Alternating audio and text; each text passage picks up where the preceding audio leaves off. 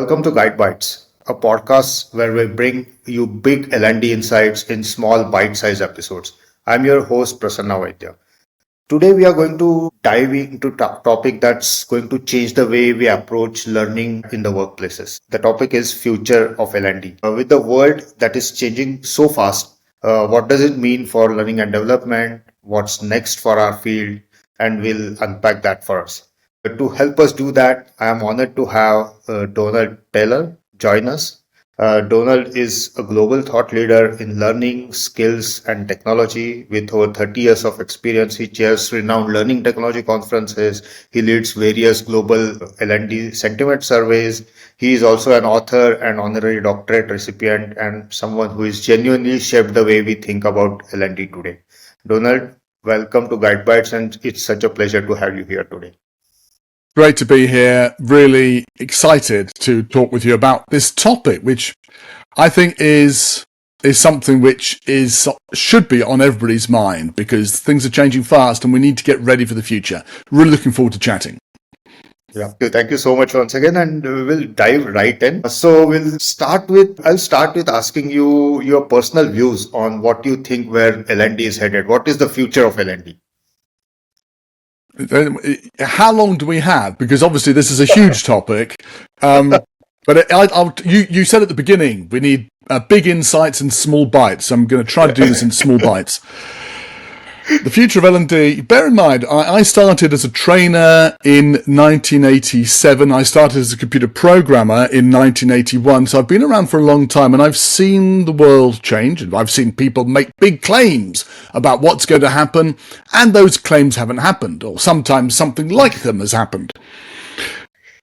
I have nothing to sell. I have no reason to suggest that something big is going to happen because that will benefit me. But I just want to tell everybody, things are changing fast for learning and development, and not just for us, for everybody. But they are changing fast, and they're changing quite profoundly. There's a lot of surface noise at the moment, but underneath that, there's some real profound differences, which in 2, 5, 10 years' time are going to lead to us thinking about how we live and learn and work differently. It's going to affect all our lives, and L&D in particular is going to be largely affected. Wow, that sounds exciting as well as scary at the same time. So the hot topic in today's world is AI, right? AI and automation. So how you think these two things are going to reshape L&D as a space and in general in the coming years? I think AI and skills are the two things, because I do my global sentiment survey. AI and skills are the two things which have dominated people's thinking for the past several years, certainly the last 2 years. Mm-hmm. When people think about AI, they think about generative AI. They think about ChatGPT, Claude, and these other tools you can use. And that's fine, and they are useful. Very useful, in fact. But when we talk about AI generally, what we're talking about really is the manipulation of large amounts of data at scale. So if we think about it that way round, and there could be a wide range of things here, from quite simple algorithms to really complex machine learning. When you think about it like that, I think the best way of thinking about it is, suppose you had 1,000 reasonably smart interns that you could set to go and work on something. What would you have them do? And when you think about it like that, rather than giving it the label AI or generative AI, then suddenly it becomes clear that there's a whole bunch of things which you could do now which you couldn't do before. Now, the obvious first thing is, I can create more content, and lots of people in learning and development are doing that. But go beyond that and think about, I know that understanding what people can do is quite complicated, but if I had 1,000 interns, I could go and have people watch what people are doing, understand it, put that in a database, have some other interns check the database. And yes, you can do all this with AI. And suddenly what you're talking about is understanding the skills across your organization quite profoundly. And while you're at it, why not get some of those interns to go out and look at the job market and understand what's happening out there, and then feed that information back to you so you can understand how your people internally can respond to the job market, where you need to recruit from, and so on. When you think about it like that, we have a future where the friction that comes into the workplace through resource constraints, we just don't have enough people to do something, disappear. And when those frictions go, then we end up with a different way of working. Now, I'm a big believer that it's very difficult to actually work out what's going to happen in the future, because we tend to see a change or see a technology and think, oh, that will change this thing, which is a first order effect. We can see it, but we don't see the second order effects. Oh, well, if we change that thing, what then happens? And if we change that second thing, what are the third order effects from that? It's very difficult to see those things. And time and again, people get their predictions for the future wrong. I will say this. I will say that the changes are going to be so profound that it's very difficult to predict what will happen, but we can say that what learning and development will be doing in the future will be very different, but the end goal of helping individuals and organizations fulfill their potential, that's going to be the same. We're still going to be trying to do the same thing, but with a very different tool set. Yeah, I mean, it's really sort of eye-opening to imagine that if we have like thousands of interns doing something, it's a different way to look at things. It's really remarkable how you have put that across, Dolan. So things that are changing. Do you see the set of challenges that are in front of L&D as same as they were like 5-10 years before, or do you see they are different from by addressing how you can address the challenge of what workforce will need, what businesses will need, how you see that evolving? I think there's always going to be a need for the traditional job of L&D. And traditionally what we've done in L&D very well is we've created and distributed content. Yeah. And when I started training, there was no World Wide Web. You couldn't go and find stuff out instantly. You had to go to a book or to a person to find it out.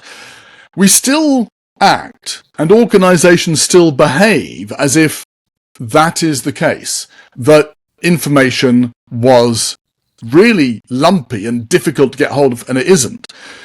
But we still pretend kind of it is in L&D, and we think our job is to create and distribute courses. I think what's going to happen, and it's happening already very quickly, is that the quality, or actually I'll come back to the quality in a second, the quantity of content is going to explode because it's just so easy to produce it. Yeah. Inevitably, the quality will drop. But it will be possible to find out something about what you want to know about almost immediately and with very little effort.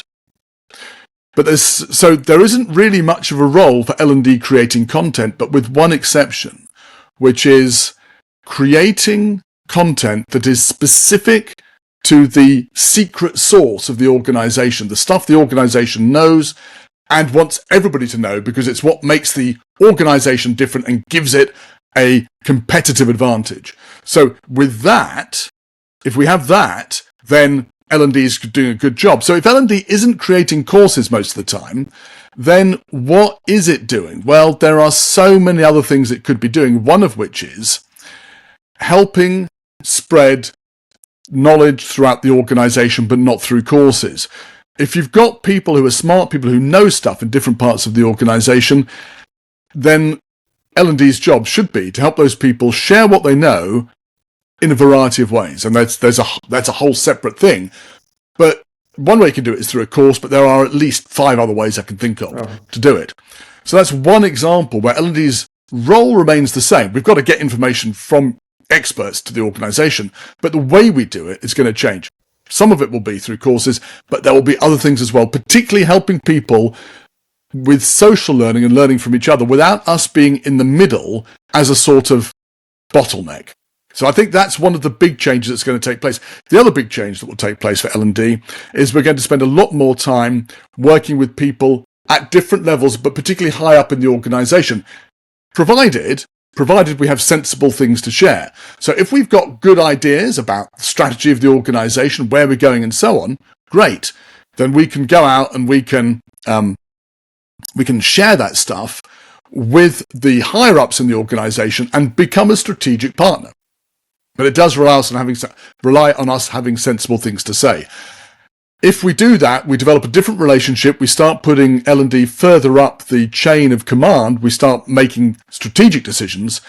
And that's great. The alternative, there isn't really any grey ground in the middle. The alternative is we're right at the other end of it, and our job is just being the people who create courses when somebody says they need a course. And I don't think we should be there. I think people and learning are too important for us just to be down at that end. Said it rightly. It's like there is always this discussion slash debate going on whether L&D should get a seat at the table or they should just create the courses and make sure the people are ready to perform at the job. So that sort of leads to my next question in a way.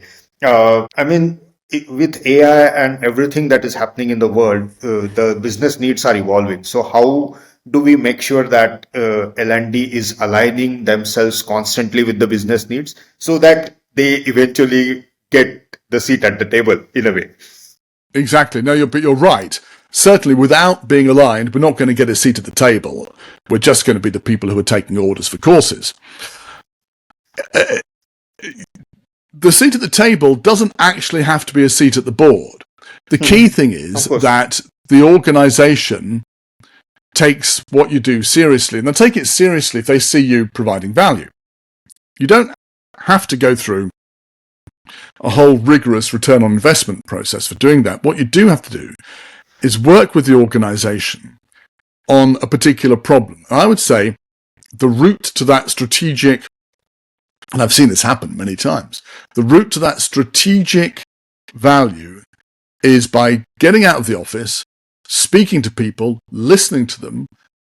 Don't have a conversation around what courses do you want, but just understand what's happening in the business, and then come back to them and say, I think that we could actually solve this problem for you with a training or performance support approach.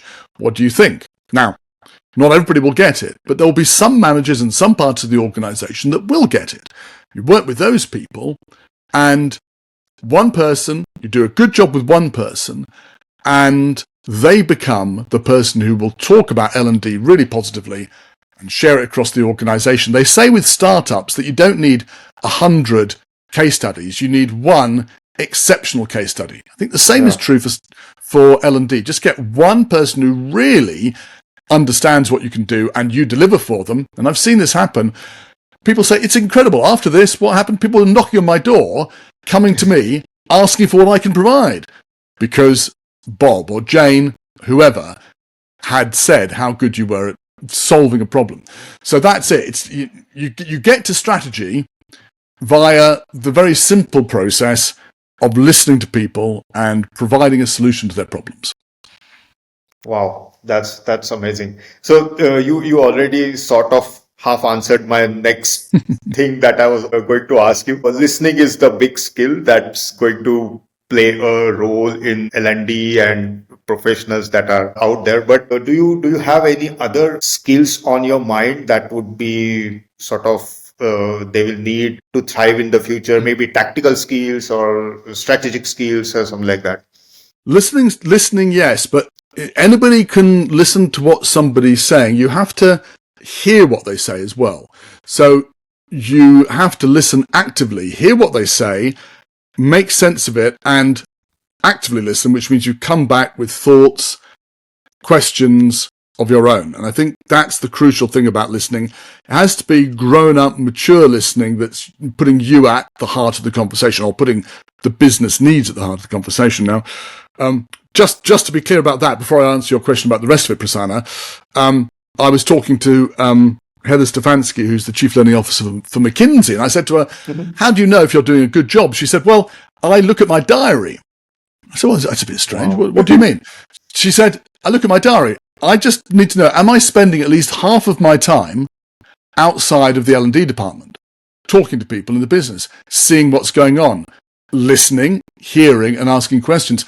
I thought it was such a great, simple way. And it's a real challenge, because for most people, they think, no, I've got to do a good job. I've got to be at my desk doing my L&D thing. But actually, if you're leading, what you need to be is not at the desk, but out in the business. As well as that. Now, it's easy to say, yes, you need to understand data. I think understanding data is important for L&D. I would hesitate to say that means you have to go off and get a I don't know, a Microsoft diploma in SQL or something. Understanding data is really about understanding the right questions you can ask about a data set and how you make sense of them. How, and I think this is the important bit, how you then ask the second question. Because the first question is, what happened? Did this number go up or down? What did these people do? And the second question is, why? What happened there? And what does that correlate with? And the people who are sufficiently curious about data, you give them these two numbers and the context, and it sparks a whole variety of questions and excitement about it. That's what I mean when I say learning to be excited and learn to dealing with data. So I think that that's the skill to learn, and you can learn it. And I would start with something you're familiar with. So if you like soccer, if you like cricket, I mean, cricket is a great place to start. There's so much data in cricket, right? And you can ask yourself, well, why was this player bowled out? How on earth can you spin the ball like that? Whatever. And then you work on your understanding of it. And then the same thing applies, that skill set applies across the board. So I'd get curious about data after you've learned how to listen. Those are my two top skills. Wow. Wow, that's awesome. So, Donald, with your experience, I think, do you have a story or a strategy that has kind of really stood out when you are working or when you are doing consulting that has had a lasting impact? So we don't do this bit in the podcast, but since you have an extensive experience in this field, we would love to hear your thoughts on this. I'd like you to answer the question as well, Prasanna, because I think it's a really interesting question. I'll tell you my one, which is, it may be slightly off topic, but I think it's useful for people to hear.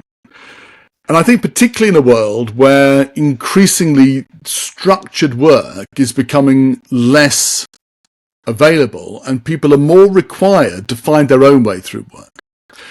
So my approach to things generally, and particularly to my own career, has been to try stuff out.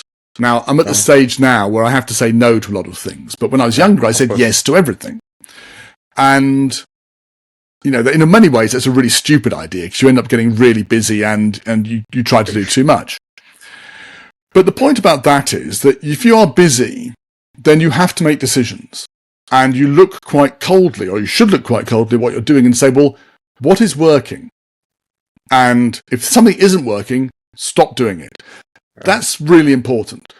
Experiment with lots of things, but if it's not working, just stop, because there's plenty of other things you can do. And everybody is good at some things. And usually you're good at something without being aware of it because you're good at it and it comes naturally to you.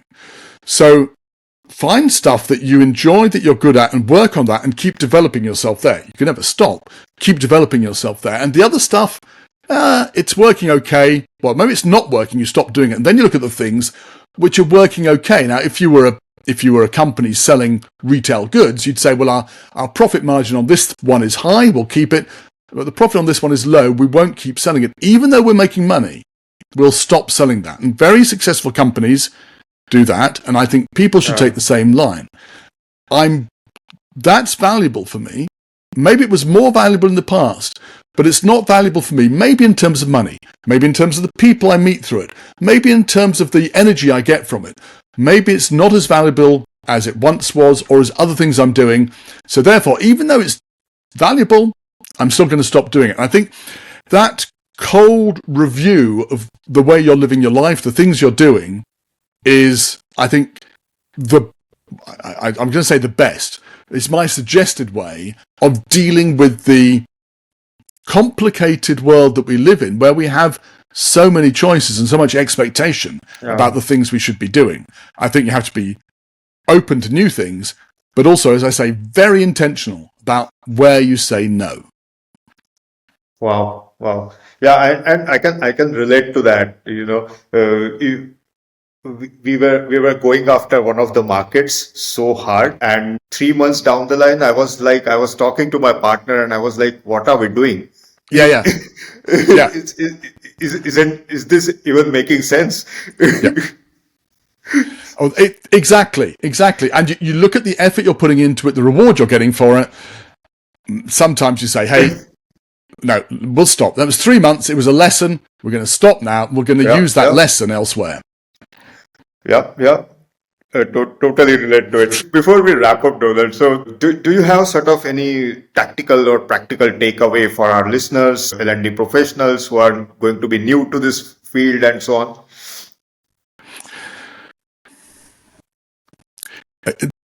It's something you've heard before, but I think if you are new in this field, or indeed if you're established in this field, it is essential to build and maintain your network. It sounds a bit sort of generalist, but there are 3 good reasons for doing that. One is that your next job is almost certainly not going to come from an advert. It's almost certainly going to come from somebody you know. You've got to build a network inside your organization and outside it so that you have opportunities coming to you before you have to decide. It's always better to have people coming to you and saying, hey, can you do this? Now, building a network, so it's one thing, is your career. Another thing, of course, is that your network provides you with information and insights that you are going to miss otherwise. I mean, you can get some of this stuff through social media, but I find that I do a lot of writing in LinkedIn and posting stuff, and I think about things quite a lot. And I revise it, I edit it, and then I post it. And I'm pretty sure when I post it that I know what I'm talking about. And always people come back with some really good stuff and they say, well, hang on a second, you didn't think about this, what about that? And I think, oh my goodness, you're right, yeah. So the network provides you with a great learning opportunity.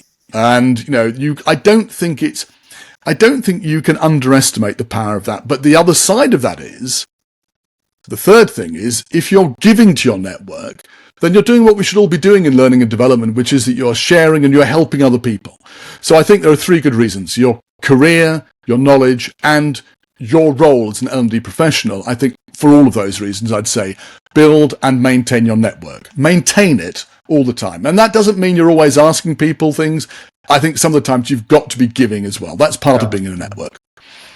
Wow, that was amazing. So it's like there are very rare occasions when on the podcast we can get to talk about really core stuff. Maybe we can say something like on the first principle basis. That was how it went. Donald, thank you so much for joining us and sharing your expertise. And I hope you liked our conversation as well.